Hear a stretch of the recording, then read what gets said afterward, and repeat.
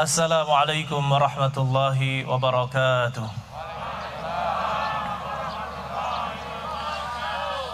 Innal hamdalillah nahmaduhu wa nasta'inuhu wa nastaghfiruh wa natubu ilaihi wassalatu wassalamu al-akmalani ala nabiyil mustafa Muhammadin wa ala alihi wa sahbihi ajma'in wa ba'd.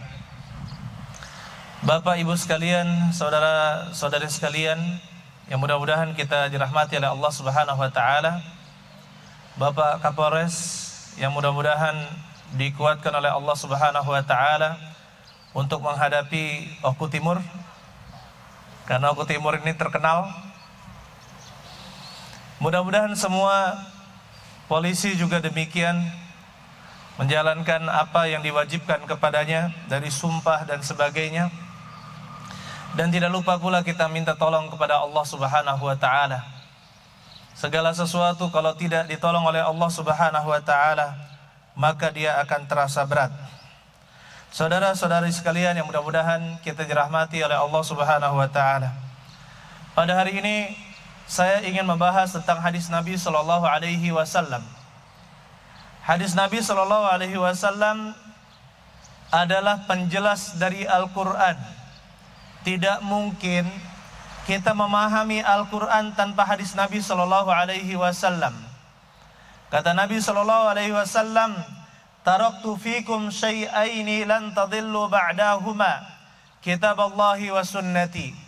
Saya telah meninggalkan kepada kalian dua hal yang kalian tidak akan tersesat jika berpegang teguh kepada keduanya, yaitu kitab Allah, yaitu kitab Allah Al-Quran, wa sunnati, dan juga sunnahku. Maksudnya adalah hadis-hadis Nabi Sallallahu Alaihi Wasallam. Jika kita berbicara tentang hadis, maka sebagian orang mengatakan hadis itu hanya perkataan Nabi Sallallahu Alaihi Wasallam. Tidak, itu kurang tepat. Yang dinamakan hadis Nabi Sallallahu Alaihi Wasallam adalah seluruh apa yang disandarkan kepada Nabi Sallallahu Alaihi Wasallam dari perkataan. Yang pertama perkataan, perbuatan. Yang ketiga diamnya Nabi Sallallahu Alaihi Wasallam. Yang keempat akhlak dan ciri fisik Nabi Sallallahu Alaihi Wasallam. Itu semua masuk ke dalam pengertian hadis. Jadi bukan hanya perkataan, perbuatan apa yang dilakukan oleh Nabi Sallallahu Alaihi Wasallam itu juga hadis. Akhlaknya Nabi Sallallahu Alaihi Wasallam yang disebutkan oleh para sahabat itu adalah hadis. Begitu pula ciri-ciri fisik beliau. Misalkan rambutnya Nabi Sallallahu Alaihi Wasallam di bawah telinga, terkadang di atas pundak atau terkadang melayang di atasnya. Atau ketika haji dan umrah beliau menggundul kepalanya. Itu diriwayatkan semuanya. Itu semua adalah pengertian hadis Nabi Sallallahu Alaihi Wasallam. Dan kita disuruh berpegang teguh oleh Allah Subhanahu Wa Taala kepada hadis-hadis Nabi Sallallahu Alaihi Wasallam. Kata Allah, "Wa ma atakumur rasulu fakhudhuh." Apa yang Rasul berikan kepada kalian, ambillah. "Wa ma nahakum anhu fantahu." Dan apa yang beliau larang, maka berhentilah. Ambil yang dikasih, kalau kita dilarang maka berhenti. Itu perintah Allah di dalam Al-Quran. Begitu pula kata Allah Subhanahu wa taala, "Wa ma yantiqu 'anil hawa in huwa illa wahyu yuha." Dan tidaklah dia, yaitu Nabi Muhammad sallallahu alaihi wasallam, yantiqu 'anil hawa, berucap dengan hawa nafsu. In huwa illa wahyu yuha. Dia hanyalah wahyu yang diwahyukan kepadanya. Berarti hadis-hadis Nabi Sallallahu Alaihi Wasallam itu termasuk wahyu yang Allah wahyukan kepada Nabi Muhammad Sallallahu Alaihi Wasallam. Saudara-saudara sekalian yang mudah-mudahan kita dirahmati oleh Allah Subhanahu Wa Taala. Kalau kita ingin bahagia, berpegang teguhlah dengan hadis Nabi Sallallahu Alaihi Wasallam. Banyak orang yang mengaku Islam, mengaku mengikuti Nabi Sallallahu Alaihi Wasallam, tetapi tidak memiliki buku-buku hadis. Kalau ditanya di sini, siapa yang sudah punya buku hadis, maka banyak yang menunduk. Ya, kalau saya tanya di masjid pun banyak yang seperti itu. Bagaimana mungkin kita mau berpegang teguh dengan hadis Nabi Shallallahu Alaihi Wasallam sementara kita tidak punya bukunya? Kajian-kajian hadis tidak pernah kita hadiri.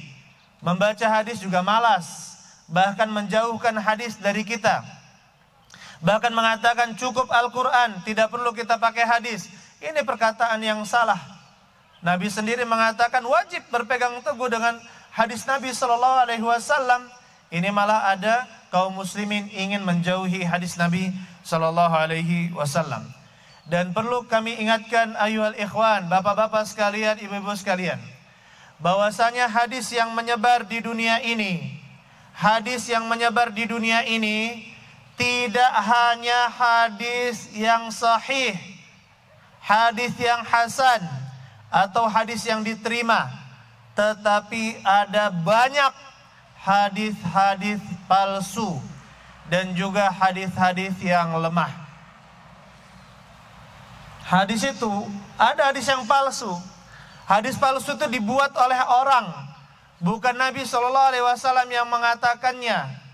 Kalau hadis dhaif, hadis yang lemah adalah hadis yang tidak memenuhi kriteria hadis yang sahih, dan dia ada beberapa kriteria. Tapi kita katakan berdusta atas Nabi Shallallahu Alaihi Wasallam itu adalah dosa yang sangat besar. Kata Nabi Shallallahu Alaihi Wasallam, "Laisa kadziban alayya ka kadzibin ala ahad." Tidaklah berdusta atas namaku itu sama seperti berdusta kepada yang lain selainku. Faman kadzaba alayya muta'ammidan falyatabawwa maq'adahu minan nar. Barang siapa berdusta atas namaku dengan sengaja, maka siapkanlah tempat duduknya di neraka. Kata Nabi Sallallahu Alaihi Wasallam seperti itu, yang berdusta dengan sengaja masuk ke dalam neraka. Yalijul nar, masuk ke dalam neraka. Kata Nabi Sallallahu Alaihi Wasallam juga, man rawa hadithan, man rawa anni hadithan, barang siapa meriwayatkan dari aku hadithan, sebuah hadis, yara annahu kadzib, dia menyangka bahwa hadis tersebut dusta, fahuwa ahadul kadzibain, maka dia termasuk satu orang pendusta. Maka jangan sampai Bapak Ibu sekalian kita mengatakan ini hadis dari Nabi Shallallahu Alaihi Wasallam tapi ternyata itu dusta. Bahkan kita pun bisa membuat hadis dusta. Bisa. Tetapi ingat, kedustaan kepada Nabi Shallallahu Alaihi Wasallam berbeda dengan dusta atas nama orang lain. Kita berbicara atas nama orang lain, sangat berbeda. Dosanya itu berlipat-lipat. Kemudian saya ingatkan saudara-saudara sekalian, bahwasanya Islam menjaga hadis Nabi Sallallahu Alaihi Wasallam. Sebagaimana perkataan Abdullah bin Al-Mubarak, al-isnadu minad din, laulal isnadu laqala man sya'a ma sya'. Isnad, jalur periwayatan hadis, siapa yang membawa kabar hadis ini adalah bagian dari agama. Kalau bukan, tidak ada jalur periwayatan, jalur pembawa hadis, pembawa berita atau kabar, maka la qala man sya'a ma sya', orang akan berbicara sesuka hatinya, akan membuat hadis yang palsu. Oleh karena itu, alhamdulillah bifadlillahi ta'ala sampai sekarang ada para ulama hadis dari zaman dahulu sampai sekarang yang menjaga hadis-hadis Nabi Sallallahu Alaihi Wasallam. Kenapa ayol ikhwan? Hadis palsu ini sangat berbahaya dan sangat menyesatkan. Cukuplah ini menjadi peringatan. Banyak sekali aliran-aliran yang berdusta, ya. Seluruh aliran banyak membawakan hadis-hadis palsu, aliran-aliran sesat maksud saya, untuk mendukung apa yang dia yakini. Sementara itu, orang Islam yang berpegang teguh dengan hadis Nabi Sallallahu Alaihi Wasallam dan juga Al-Quran, maka merekalah yang lebih selamat daripada yang lain. Fokuskan diri, pelajari Al-Quran, pelajari hadis-hadis Nabi SAW, dan jangan sampai alergi dengan hadis-hadis Nabi SAW. Dan jika bisa kita termasuk orang-orang yang menghafal hadis, maka berbahagialah ayyuhal ikhwan, berbahagialah untuk orang-orang yang mampu dan mau menghafal hadis-hadis Nabi SAW. Kata beliau alaihi salatu wassalam, naddarallahu imra'an sami'a maqalati fawa'aha wa hafizaha wa ballaghaha farubba hamil fiqhin ghairu faqih wa rubba hamil fiqhin ila man huwa afqahu minhu. Mudah-mudahan Allah memberikan cahaya kepada atau keelokan wajah kepada orang yang mendengarkan perkataanku, fawa'aha, kemudian dia memahaminya dengan baik, wa hafizaha, dan dia menghafal perkataanku, wa ballaghaha, dan dia sampaikan kepada yang lain. Ini keutamaan orang yang mempelajari hadis, menghafalkan hadis, memahami hadis Nabi SAW, dan menyampaikan kepada yang lain. Begitu pula bapak-bapak, ibu-ibu sekalian, rubahlah cara beragama kita. Rubahlah cara beragama kita. Coba usahakan. Nabi SAW mengajarkan kita sholat. Mengangkat tangan ketika sholat itu ada dalilnya dalam hadis. Bagaimana kita bersedekap kanan atau kiri ke kanan? Mana yang benar? Ada hadisnya. Kita turun tangan duluan atau kaki lutut duluan, ada hadisnya. Bagaimana menggerakkan jari, itu juga ada hadisnya. Bagaimana kita berwudu, juga ada hadisnya.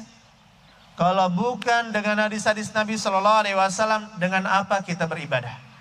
Oleh karena itu, semangatlah Bapak Ibu sekalian, kita sebagai Muslim yang berusaha untuk taat kepada Allah Subhanahu Wa Taala, jangan pernah alergi dengan hadis-hadis Nabi SAW. Hajat kita kepada hadis itu sangat besar, maka teruslah belajar hadis. Mari kita sama-sama, kalau bisa juga kita hafalkan dan kita sampaikan juga kepada orang lain. Barakallahu fikum. Ini menjadi nasihat pada pagi hari ini. Mudah-mudahan bermanfaat untuk diri saya dan juga Bapak Ibu sekalian. Barakallahu fikum jami'an. Assalamualaikum warahmatullahi wabarakatuh.